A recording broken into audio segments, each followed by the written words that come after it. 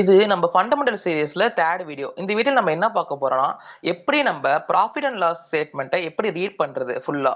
அது எப்படி நான் கிளியரா எண்ட் டு எண்ட் சொல்றேன். கடைசி வரைக்கும் வீடியோ ஸ்கிப் பண்ணாம பாருங்க. Okay. First of all profit and loss statement read பண்றதுக்கு முன்னாடி நீங்க வந்து screener.in அந்த வெப்சைட்டுக்கு போய்க்கோங்க. அங்க போயிட்டு உங்களுக்கு வேண்டிய ஸ்டாக்கை நீங்க வந்து சர்ச் பண்ணி எடுத்துக்கோங்க. ஃபார் எக்ஸாம்பிள் நான் ஒரு எக்ஸாம்பிளுக்கு ஜஸ்ட் ஐடிசின்னு எடுத்திருக்கேன். ஐடிசி நான் சர்ச் பண்றேன். ஜஸ்ட் கிளிக் பண்றேன். இட்ஸ் பேஜ் லோட் ஆயிரும். லோட் ஆனதுக்கு அப்புறம் ஜஸ்ட் ஸ்க்ரோல் டவுன் பண்ணுங்க. ஸ்க்ரோல் டவுன் பண்ணதுக்கு அப்புறம் கீழே பாத்தீங்கன்னா ப்ராஃபிட் அண்ட் லாஸ்னு ஒரு டேப் இருக்கும். இந்த இதுல வந்து நம்ம எவ்வளவு சேல்ஸ் ஆயிருக்கு கம்பெனி, எவ்வளவு ப்ராஃபிட் மேக் பண்ணிருக்குன்னு சொல்லிட்டு ஃபுல் டீடைலா கொடுத்துருப்பாங்க. இல்ல மோஸ்ட் ஆஃப் பீப்புள்ஸுக்கு வந்து அது எப்படி ரீட் பண்ணணும்னு தெரியாது. ஸோ இந்த வீடியோல நம்ம வந்து அதை எப்படி ரீட் பண்றது, அது அது அந்த சேல்ஸ்னா அதுக்கு என்ன, சேல்ஸ்னா என்ன மீனிங், லைக் எக்ஸ்பென்சஸ்னா என்ன மீனிங், ஸோ எல்லாத்தையும் நான் தெளிவா எக்ஸ்பிளைன் பண்றேன்.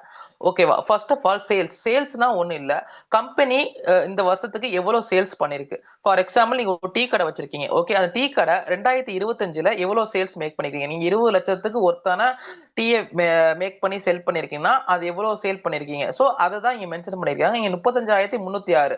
சோ இது எல்லாமே வந்து க்ரோர்ஸ்ல இங்க ஜஸ்ட் மென்ஷன் பண்ணிருக்காங்க பாருங்க. ஃபிகர்ஸ் இன் ருபீஸ் இன் க்ரோர்ஸ். ஓகேவா? இதுல 35,000 கோடி வந்து ஐடிசி 2014ல மேக் பண்ணிருக்கு. ஓகே. அடுத்து சேல்ஸ் பாருங்க. இயர் ஆன் இயர் வந்து இன்க்ரீஸ் ஆயிட்டே இருக்கு. 2014ல 35,000 கோடி சேல்ஸ் பண்ணிருக்கு. அதுவே 2025ல பாருங்க 75,000 கோடி சேல்ஸ் மேக் பண்ணிருக்கு. ஓகே. அண்ட் 2014ல இருந்து 2025 வரைக்கும் கிராஜுவலா சேல்ஸ் இன்க்ரீஸ் ஆயிருக்கு. So it's one of the good company. Some கம்பெனிஸ்ல பாத்தீங்கன்னா சேல்ஸ் வந்து திடீர்னு ஸ்பைக் ஆயிருக்கும். இங்க வந்து 35,000 கோடி இருக்கும், திடீர்னு அடுத்த வருஷத்துல வந்து 1,00,000 கோடி மேக் பண்ணிருப்பாங்க. அகைன் அடுத்த வருஷம் பாத்தீங்கன்னா அகைன் 35,000 கோடி மேக் பண்ணிருப்பாங்க, 25,000 கோடி மேக் பண்ணிருப்பாங்க. ஸோ லோவா ஆயிட்டே இருக்கும். ஸோ கம்பெனியோட சேல்ஸ் வந்து எப்பவுமே கிராஜுவலா இன்க்ரீஸ் ஆகிற கம்பெனியை மட்டும் தான் பார்க்கணும் தவிர சம் சதன் ஸ்பைக் ஆயிருக்கும். ஸோ அது மாதிரி கம்பெனில நீங்க இன்வெஸ்ட் பண்றது கொஞ்சம் ரிஸ்கி தான். எப்பயுமே கிராஜுவல் growth கம்பெனி மட்டும் தான் நம்ம லைக் இன்வெஸ்டே பண்ணணும். ஸோ சேல்ஸ் உங்களுக்கு தான் உங்களுக்கு புரிஞ்சிடும். சேல்ஸ்னா ஒன்றும் இல்லை, இந்த இயர்ல இந்த கம்பெனி எவ்வளவு சேல்ஸ் வந்து எவ்வளவு ரெவன்யூ ஜென்ரேட் பண்ணிருக்கு, லைக் எவ்வளவு சேல்ஸ் மேக் பண்ணிருக்காங்க, அதுதான் வந்து இந்த சேல்ஸ் ஸ்டேட்மெண்ட்ல இருக்கு. அண்ட் ஆல்சோ எக்ஸ்பென்சஸ் தான் ஒன்றும் இல்லை. நீங்க ஒரு டீ போடுறீங்க. ஓகே. டீயோட விலை 10 ரூபா. ஆனா டீயோட காஸ்டிங் மேக் வந்து ஒரு 5 ரூபா இருக்கும். சோ அதுதான் எக்ஸ்பென்சஸ் இருக்கும். ஓகேவா? அது எவ்வளவு எக்ஸ்பென்ஸ் பண்ணிருக்காங்க, ஒரு டீக்கு எவ்வளவு செலவு பண்ணிருக்காங்க. டீக்கு மட்டும் நீங்க செலவு பண்ண மாட்டீங்க, டீ மாஸ்டருக்கு கொடுப்பீங்க. அண்ட் ஆல்சோ அந்த கடையில இருக்க அந்த எலக்ட்ரிசிட்டி அண்ட் ஆல்சோ ரெண்ட் எல்லாமே வந்து எக்ஸ்பென்சஸ்க்குள்ள வரும். சோ அது எக்ஸ்பென்சஸ் தான் ஒண்ணும் இல்ல. நீங்க அந்த ஒரு டீயை மேக் பண்றதுக்கு ஒரு எவ்வளவு செலவு பண்ணிருக்கீங்க மொத்தமா. சோ இந்த வருஷத்துக்கு மொத்தமா எவ்வளவு எக்ஸ்பென்ஸ் பண்ணிருக்கீங்க, அதே தான் வந்து இந்த ப்ராஃபிட் அண்ட் லாஸ் ஸ்டேட்மெண்ட்ல கொடுத்துருக்காங்க. எக்ஸ்பென்சஸ்னா ஒன்னும் நான் சொல்லிட்டேன் தெளிவா. ஓகே. லாஸ்ட் 2014 எக்ஸ்பென்ஸ் வந்து 22,000 கோடி எக்ஸ்பென்ஸ் பண்ணிருக்காங்க. இயர் ஆன் இயர் வந்து இன்க்ரீஸ் ஆயிட்டே இருக்கும். எக்ஸ்பென்சஸ் எப்பயுமே இயர் ஆன் இயர் இன்க்ரீஸ் ஆயிட்டு தான் இருக்கும். ஏன்னா லைக் இன்ஃபிளேஷன். நீங்க வந்து ஒரு பொருளை வந்து ஃபார் எக்ஸாம்பிள் நீங்க வந்து டீ ரெண்ட், ஒரு கடை ரெண்ட், டீ கடை ரெண்ட்டுக்கு வந்து 2010ல ஒரு ரெண்ட் இருந்திருக்கும், 2014ல ஒரு ரெண்ட் இருந்திருக்கும், 2025ல இப்போ ஒரு ரெண்ட் இருக்கு. ஸோ இயர் ஆன் இயர் வந்து இன்க்ரீஸ் ஆயிட்டே தான் இருக்கும். ஸோ எக்ஸ்பென்சஸ் எப்பயுமே இன்க்ரீஸ் தான் ஆகும் மோஸ்ட் ஆஃப் கம்பெனிஸ்ல. ஸோ அது no problem. Okay. And but சேல்ஸை விட எக்ஸ்பென்சஸ் எப்பயுமே இன்க்ரீஸ் ஆகவே கூடாது. ஏதாச்சும் 1 இயர் இன்க்ரீஸ் ஆயிருக்கலாம், ஒரு 2 to 3 இயர்ஸ் இன்க்ரீஸ் ஆயிருக்கலாம். பட் சேல்ஸை கம்பேர் பண்றப்ப எக்ஸ்பென்சஸ் எப்பவுமே கொஞ்சம் கம்மியா தான் இருக்கும். உங்களுக்கு இங்க சொல்லியிருக்கேன் பாருங்க. 2014 கோடி சேல் பண்ணிருக்காங்க, எக்ஸ்பென்சஸ் 22,000 கோடி. சோ டிஃபரன்ஸ் உங்களுக்கு நிறையவே இருக்கு. அண்ட் ஆல்சோ அப்படி இயர் ஆன் இயர் பார்த்துட்டே வாங்க, டிஃபரன்ஸ் அதிகமா இருக்கும். சம் இயர்ஸ்ல வந்து மேபி டிஃபர் ஆயிருக்கலாம். ஏன்னா சம் இயர்ஸ் என்ன பண்ணிருப்பாங்க, எக்ஸ்ட்ரா ஏதாச்சும் ஒன்று வாங்கியிருப்பாங்க. அண்ட் ஆல்சோ ஏதாவது திடீர்னு வந்து எம்ப்ளாயிஸ் ஹையரா மோஸ்டா ஹையர் பண்ணிருப்பாங்க. ஸோ அது மாதிரி இயர்ஸ்ல வந்து எக்ஸ்பென்சஸ் கொஞ்சம் அதிகமா இருக்கும். ஸோ சம் இயர்ஸ்ல ஆனா ப்ராப்ளம் இல்ல. பட் எவ்ரி இயரும் எக்ஸ்பென்சஸ் சேல்ஸ் விட அதிகமா இருந்துச்சுன்னா அது இஷ்யூ தான். ஓகே. அண்ட் ஆல்சோ ஆப்பரேட்டிங் ப்ராஃபிட்னா ஒண்ணு இல்ல. நீங்க வந்து சேல்ஸ் வந்து 10 லட்சம் பண்ணிருக்கீங்க, உங்க எக்ஸ்பென்சஸ் ஒரு 5 லட்சம். சோ உங்களோட ஆப்பரேட்டிங் ப்ராஃபிட் எவ்வளவு, 5 லட்சம். ஓகே. நீங்க வந்து ஃபுல்லுமே அந்த 10 லட்சமே உங்களுக்கு ப்ராஃபிட் கிடையாது. ஜஸ்ட் 10 லட்சம் சேல்ஸ் பண்ணீங்கன்னா அதுல உங்க வந்து உங்க எக்ஸ்பென்சஸ், உங்க செலவு எல்லாம் போக வந்து ஒரு அமௌண்ட் நிக்கும்ல, அதுதான் வந்து ஆப்பரேட்டிங் ப்ராஃபிட். சோ இதுல வந்து 13,000 கோடி போட்டுருக்காங்க 2014. சோ ஆப்பரேட்டிங் ப்ராஃபிட் படி பாத்தீங்கன்னா இயர் ஆன் இயர் வந்து இன்க்ரீஸ் ஆயிட்டே இருக்கணும் கிராஜுவலா. அதே மாதிரி தான் நானும் சொன்னேன், சேல்ஸ் மாதிரி தான் operating profit year on year increase ஆயிட்டே இருக்கணும். இங்க பாருங்க 2014 வந்து ஐடிசியை பொறுத்தவரை 13,000 கோடி சம்பாதிச்சிருக்காங்க. அதுவே 2025ல பாத்தீங்கன்னா 25,000 கோடி கிட்ட சம்பாதிச்சிருக்காங்க. சோ கிராஜுவலா இயர் ஆன் இயர் வந்து ஆப்பரேட்டிங் ப்ராஃபிட் வந்து இன்க்ரீஸ் ஆயிட்டே வருது பாருங்க. சோ அதுதான் operating profit. Okay. And also operative profit margin percentage போட்டிருக்காங்க. அது ஒண்ணும் இல்ல, ஜஸ்ட் பர்சன்டேஜ் தான். லைக் சேல்ஸ்ல எவ்வளவு பர்சன்டேஜ் வந்து மேக் பண்ணிருக்காங்க, ஆப்பரேட்டிங் ப்ராஃபிட் பர்சன்டேஜ் வந்து எவ்வளவு மேக் பண்ணிருக்காங்க. சோ கம்பெனி வந்து ஆப்பரேட்டிங் ப்ராஃபிட் பர்சன்டேஜ் வந்து above 30 ஆர் above 25 மேல இருந்தாலே ஒரு குட் கம்பெனி.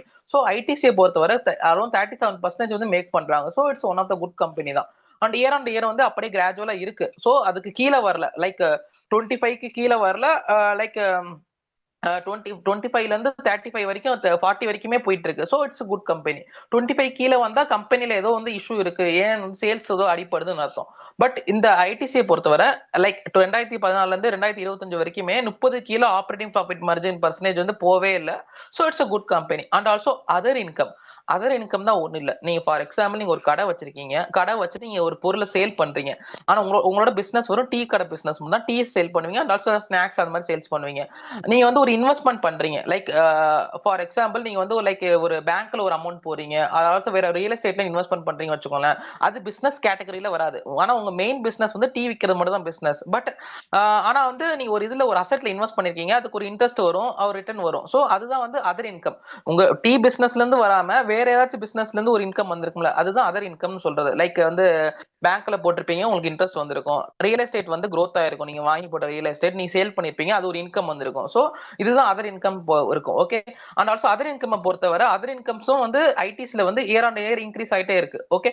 அண்ட் ஆல்சோ எப்பயுமே இது திங்க் பண்ணிக்கோங்க, அதர் இன்கம் வந்து உங்க ப்ராஃபிட்டோட அதிகமா இருக்கவே கூடாது. ஏன்னா வந்து உங்களோட மெயின் இந்த ஐடிஸோட மெயின் பிசினஸ் வந்து cigarette, FMCG and other also other product இந்த நோட்ஸ் அது மாதிரி மெயின் ப்ராடக்ட் தான் தவிர அதர் இன்கம்ல இருந்து வர்றது கிடையாது. ஓகே. எப்பயுமே ஆப்ரேட்டிங் ப்ராஃபிட் வந்து அதர் இன்கம் கம்பேர் பண்றப்ப அதிகமா தான் இருக்கணும். அதை கிளியரா நோட் பண்ணிக்கோங்க.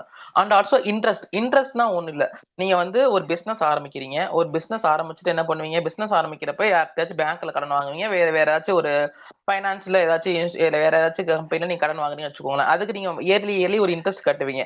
அதுதான் வந்து இன்ட்ரெஸ்ட்னு சொல்லுவாங்க. சோ இன்ட்ரெஸ்ட்டை பொறுத்தவரைக்கும் பாத்தீங்கன்னா வந்து இட்ஸ் கம்மியா இருந்தா தான் பெட்டர் எப்பயுமே தவிர ரொம்ப அதிகமா இருக்குன்னு தேவையில்ல. இன்ட்ரெஸ்ட் கம்மியா இன்ட்ரெஸ்டே இல்லாம கம்பெனி எந்த கம்பெனியுமே இருக்காது. ஜஸ்ட் ஏன்னா வந்து எல்லா மோஸ்ட் ஆஃப் கம்பெனிஸ் எல்லாம் என்ன பண்ணிருப்பாங்க, ஒரு கடன் வாங்கி தான் ஒரு பிசினஸே ஸ்டார்ட் பண்ணுவாங்க. சோ இன்ட்ரெஸ்ட்டை பொறுத்தவரை ரொம்ப அதிகமா இருக்கக்கூடாது தவிர ஒரு ஆவரேஜ் லெவல்ல இருக்கலாம். லைக் வந்து ஒரு 300 டு 400 கோடி. அதுவே வந்து அது எப்படி 300 டு 400 கோடி என்ன சொல்றேன்னா, லைக் உங்க சேல்ஸ் வந்து அதுக்கு மேல ஒரு 10 மடங்காச்சும் இருக்கணும், ஒரு 8 மடங்காச்சும் இருக்கணும். சோ அதுக்கு மேல இருந்தா மட்டும் தான் ஓகே. பாருங்க இந்த இன்ட்ரெஸ்ட் பாருங்க 29 கோடி கொடுத்திருக்காங்க. பட் சேல்ஸ் பாருங்க எவ்வளவு மடங்கு இருக்கு, கிட்டத்தட்ட ஒரு 1000 மடங்கு கிட்ட இருக்கு. 1000 மடங்கு கிட்ட இருக்கு. ஓகே. சோ சேல்ஸ் வந்து 1000 மடங்கு ஆறு 1000க்கு மேல மடங்கு இருந்தா மட்டுமே இன்ட்ரெஸ்ட் இவ்வளவு கம்மியா இருந்தா பெட்டர். ஓகே. இன்ட்ரெஸ்ட் அதிகமா இருக்க கூடாது. இட்ஸ் ஆவரேஜா மெயின்டைன் ஆயிட்டு இருக்கு IDs. And also it's good company. Okay. And also depreciation பாத்தீங்கன்னா இந்த டிப்ரிசியேஷன் ஒண்ணும் இல்ல. நீங்க வந்து ஒரு கார் வாங்குறீங்க. ஓகே. ஒரு 10 லட்சத்துக்கு இந்த வருஷம் கார் 2025ல ஒரு 10 லட்சம் மதிப்புள்ள ஒரு கார் வாங்குறீங்க. 2026ல அந்த காரோட மதிப்பு என்ன ஆகும்? 10 லட்சத்துக்கு வாங்குனீங்கன்னா அடுத்த வருஷம் ஒரு 8 லட்சம் ஆகும். ஏன்னா வந்து டிப்ரிசியேஷன் ஆகும் அசெட் வந்து. ஏன்னா சரி அசெட் இல்ல லைபிலிட்டி எப்பயுமே வந்து டிப்ரிசியேஷன் ஆகும்.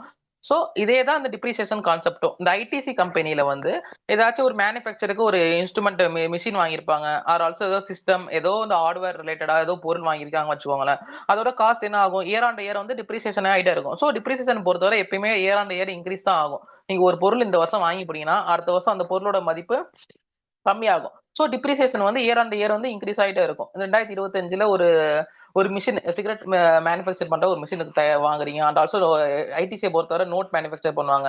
And also masala FMCG masala biscuit manufacture பண்ற மிஷின்ஸ் எல்லாம் இருக்கும். அது இந்த வருஷம் 2025ல ஒரு கோடி 10 கோடி வாங்கி போறீங்கன்னா அடுத்த வருஷம் என்ன ஆகும்?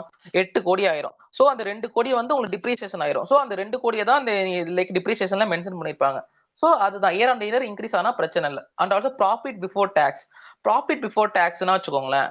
லைக் அந்த ப்ராஃபிட் ஆப்ரேட்டிங் ப்ராஃபிட் வந்து லைக் தேர்ட் லைனா நம்ம பார்த்திருக்கோம். ஓகே. இந்த தேர்ட் லைனை பொறுத்தவரை என்ன ஆகும்னா அந்த இன்ட்ரெஸ்ட் ஆட் ஆயிக்கும், அதர் இன்கம் ஆட் ஆயிக்கும், அண்ட் டிப்ரிசியேஷன் ஆயிருக்குல அது மைனஸ் ஆயிக்கும். ஓகே. அதுதான் கடைசி ப்ராஃபிட் பிஃபோர் டாக்ஸ்னு ஒரு வேல்யூ இருக்கும். இங்க ஜஸ்ட் பாருங்களேன், இங்க 13,000 கோடி இருக்கு. ஓகே. அதுக்கப்புறம் அதர் இன்கம்னா அது நம்மளுக்கு பிளஸ் ஒரு ப்ராஃபிட் ஒரு அமௌண்ட் தான். சோ அது பிளஸ் ஆயிக்கும்.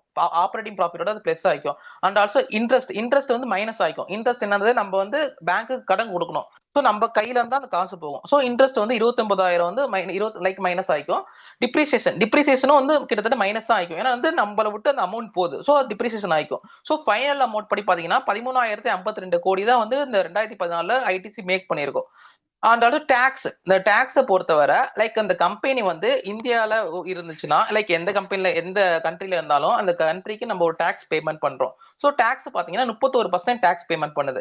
சோ ப்ராஃபிட்ல இருந்து 31% பே பண்ணா நமக்கு நெட் ப்ராஃபிட் என்ன? கடைசியா நம்ம ஃபைனல்ல நம்ம கையில இருக்குது. நீங்க ஒரு 15,000 கோடி 15,000 ரூபாய் வச்சிருக்கீங்க. ஒரு டாக்ஸ் ஒரு 31% 35% டு 45% நீங்க ஒரு ஆளுக்கு வந்து சாரி இந்தியா கண்ட்ரிக்கு வந்து நீங்க டாக்ஸ் கட்டுறீங்கன்னா மீதி அமௌண்ட் கையில வந்து உங்களுக்கு நெட் ப்ராஃபிட்னு ஒரு அமௌண்ட் இருக்கும். கடைசி ஃபைனல் அமௌண்ட். சோ அந்த அமௌண்ட் உங்ககிட்ட எவ்வளவு இருக்குன்னு அது மென்ஷன் பண்ணிருக்காங்க. நெட் ப்ராஃபிட் பொறுத்தவரை டாக்ஸ்க்கு அப்புறம் 9,000 கோடி கிட்ட இருக்கு. ஓகே. சோ இதுதான் வந்து இந்த பிஎன்எல் ஸ்டேட்மெண்ட்ல வந்து லைக் ப்ராஃபிட் அண்ட் லாஸ் ஸ்டேட்மெண்ட்ல வந்து இது கிளியரா வந்து சொல்லியிருக்காங்க. சோ உங்களுக்கு புரிஞ்சிருச்சு சேல்ஸ்ல இருந்து நெட் ப்ராஃபிட் வரைக்கும் புரிஞ்சுட்டு and also earning per shares. Earning per shares உங்களுக்கு கிளியரா ஒரு வீடியோ மேக் பண்ணி போட்டிருக்கேன். இதே ஃபண்டமெண்டல் சீரிஸ்ல நீ ஜஸ்ட் செகண்ட் வீடியோவா மேக் பண்ணி போட்டிருப்பேன். சோ உங்களுக்கு டைம் இருந்துச்சுன்னா ஜஸ்ட் அதை போய் செக் பண்ணி பாருங்க. ஏர்னிங் பெர் ஷேர்ஸ் எப்படி கால்குலேட் பண்றது, ஏர்னிங் பெர் ஷேர்ஸ் என்ன சொல்லியிருக்கேன். அண்ட் ஆல்சோ நான் ஜஸ்ட் ஓவர்வியூ மட்டும் கொடுக்குறேன். ஏர்னிங் பெர் ஷேர்ஸை பொறுத்தவரை இயர் ஆன் இயர் வந்து கொஞ்சம் இன்க்ரீஸ் ஆகிட்டே போகணும். அப்பதான் அது குட் கம்பெனி. இங்க பாருங்க 2014 ஐடிசி வந்து லைக் 7 ரூபால ஏர்னிங் பெர் ஷேர், ஒரு ஷேருக்கு இந்த கம்பெனி வந்து 7 ரூபா சம்பாதிக்குது. அதுவே 2025ல ஒரே ஷேர் அதே மாதிரி ஒரு ஷேருக்கு இந்த கம்பெனி 27 ரூபா சம்பாதிக்குது. ஸோ இயர் ஆன் இயர் வந்து growth பாருங்க கிராஜுவலா இன்க்ரீஸ் ஆகிட்டே இருக்கு. ஒரு ஸ்பைக் இல்லாம கிராஜுவலா இன்க்ரீஸ் ஆயிருக்கு. சம் கம்பெனிஸ் நீங்க வந்து profit and loss statement read பண்றப்ப என்ன ஆயிக்கும்னா லைக் நார்மலா இருக்கும், அகைன் ஒரு திடீர்னு ஒரு ஸ்பைக் வரும், அகைன் வந்து ஒரு இதாகும். சோ எப்பயுமே வந்து ஸ்பைக் இருக்க கம்பெனில எப்பயுமே இன்வெஸ்ட் பண்ணாதீங்க. கிராஜுவலா இன்க்ரீஸ் ஆகிற கம்பெனில மட்டுமே இன்க்ரீஸ் பண்ண லைக் இன்வெஸ்ட்மெண்ட் பண்ணுங்க தவிர ஸ்பைக் உள்ள கம்பெனி இன்வெஸ்ட் பண்ணாதீங்க. அண்ட் ஆல்சோ நான் இந்த வீடியோல நான் ITC buy and sell recommend பண்ணல, ஜஸ்ட் ஒரு எக்ஸாம்பிள் பர்பஸ்க்கு மட்டுமே இந்த ப்ராஃபிட் அண்ட் லாஸ் ஸ்டேட்மெண்ட் காட்டியிருக்கேன். And also final dividend pay out. Dividend pay அவுட்னா ஒன்றும் இல்லை, லைக் இந்த நெட் ப்ராஃபிட்ல இருந்து கம்பெனி வந்து எவ்வளவு பர்சன்டேஜ் டிவிடெண்டா கொடுக்குது. நீங்க 9,000 கோடி வந்து உங்க கையில வந்து நெட் ப்ராஃபிட்டா இருக்குன்னா டிவிடெண்ட் பே அவுட் மட்டும் 54% மட்டும் கிட்டத்தட்ட 5,000 கோடிக்கு மேலேயே வந்து கம்பெனி டிவிடெண்ட் பே அவுட்டே பண்ணிடுது. சோ கம்பெனியை பொறுத்தவரை இதுதான் டிவிடெண்ட் பே அவுட். ஒரு கம்பெனி வந்து டிவிடெண்ட் பே அவுட் அதிகமா பண்ணுச்சுன்னா லைக் ஆல்ரெடி ஸ்டேபிளா இருக்க கம்பெனி மட்டும் தான் அந்த டிவிடெண்ட் பே அவுட் அதிகமா பண்ணும். லைக் ஐடிசி மாதிரி கம்பெனி மட்டும் தான் லைக் டிவிடெண்ட் பே அவுட் நிறைய பண்ணும். டிவிடெண்ட் பே அவுட் பொறுத்தவரை லைக் கம்மியா அதிகமா பண்ற கம்பெனி, நல்ல கம்பெனி, கெட்ட கம்பெனி எல்லாம் கிடையாது. லைக் ஒரு கம்பெனி வந்து டிவிடெண்ட் பே அவுட் கம்மியா பண்ணுச்சுன்னா அந்த கம்பெனி என்ன பண்ணிருக்குன்னா அவங்க ப்ராஃபிட்டை வந்து ஒரு இன்வெஸ்ட்மெண்ட்டா வந்து அகைன் வந்து பிசினஸ்க்குள்ள போட்டு அந்த லைக் அந்த பிசினஸ் டெவலப்மெண்ட் பண்ணுவாங்க. அண்ட் ஆல்சோ ஒரு கம்பெனி டிவிடெண்ட் பே அவுட் அதிகமா பண்ணுச்சுன்னா லைக் கம்பெனி பொறுத்தவரை stable growth and also growth பாத்தீங்கன்னா ரொம்ப அதிகமா பீக்ல இருக்காது, கிராஜுவல் growth இருக்க கம்பெனி மட்டும் தான் டிவிடெண்ட் பே அவுட் அதிகமா பண்ணுவாங்க லைக் ஐடிசி மாதிரி.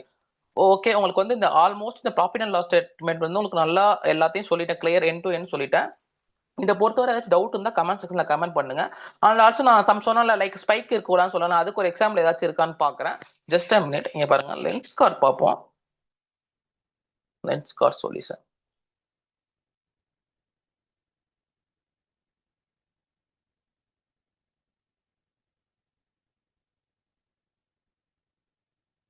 இங்க பாருங்க, உங்களுக்கு லென்ஸ் கார்ட் சொல்யூஷன் பாத்தீங்கன்னா ப்ராஃபிட் அண்ட் லாஸ் பாருங்க. 2021 வந்து நெட் ப்ராஃபிட் வந்து 29 கோடி சம்பாதிச்சிருக்கு. அதுவே வந்து 2022 வந்து கிட்டத்தட்ட 100 கோடி லாஸ் பண்ணிருக்கு. 2023 அதே மாதிரி 64 கோடி லாஸ் பண்ணிருக்கு. 2024 10 கோடி லாஸ் பண்ணிருக்கு. திடீர்னு பாருங்க 29 கோடியில இருந்து 297 கோடி வரைக்கும் சதன் ஜம்ப் ஆயிருக்கு. சோ நெட் ப்ராஃபிட் வந்து சதனா இன்க்ரீஸ் ஆயிருக்கும். And also earning per shares பாருங்க, கிட்டத்தட்ட 3 ரூபால இருந்துச்சு, நெகட்டிவ் ஏர்னிங் பெர் ஷேர்ஸ் போயிட்டு அகைன் வந்து 3 ரூபால வந்திருக்கு. சோ இந்த கம்பெனி இது வந்து திடீர்னு ஸ்பைக் ஆகிற கம்பெனில வந்து ரிஸ்க் அதிகம். ஓகேவா, நீங்க பிசினஸ் நல்ல பிசினஸா இருக்கலாம், ஓகே ஃபியூச்சர்ல நல்ல growth ஆகலாம். பட் இப்போதைக்கு நம்ம ஸ்டேட்மெண்ட்டை ரீட் பண்ண வரைக்கும் திஸ் வந்து குட்ஸ் நாட் குட் பிசினஸ். ஏன்னா வந்து நம்மளுக்கு வந்து லைக் ஆஸ் எ இன்வெஸ்டரா நீங்க ஒரு நல்ல கம்பெனி, ஸ்டேபிளான கம்பெனில மட்டும் தான் இன்வெஸ்ட் பண்ணணும் தவிர லைக் ரிஸ்கி இருக்க கம்பெனி நீங்க இன்வெஸ்ட் பண்ணலாம், பட் உங்க ரிஸ்க் மேனேஜ்மெண்ட்டை பேஸ் பண்ணி நீங்க இன்வெஸ்ட் பண்ணணும். ஓகே, இந்த வீடியோ பொறுத்தவரை அதுதான். இந்த வீடியோ பிடிச்சிருந்தா லைக் பண்ணுங்க. அண்ட் ஆல்சோ சேனல் நம்ம ஃபர்ஸ்ட் டைம் பாக்குறீங்கன்னா சேனல் சப்ஸ்கிரைப் பண்ணிட்டு பாருங்க. நம்ம நெக்ஸ்ட் வீடியோல பார்ப்போம். ஓகேவா? யா, ஓகே, பை ஃப்ரெண்ட்ஸ்.